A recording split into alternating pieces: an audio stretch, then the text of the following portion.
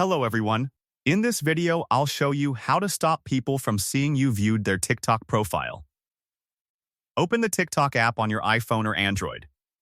Then tap on Profile, which is located at the bottom right corner of your screen.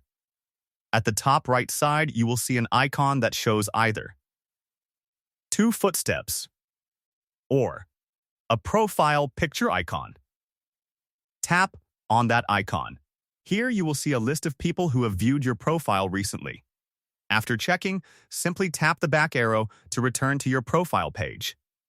Now again, go to your profile section. Tap the three lines at the top right corner of the screen to open the menu.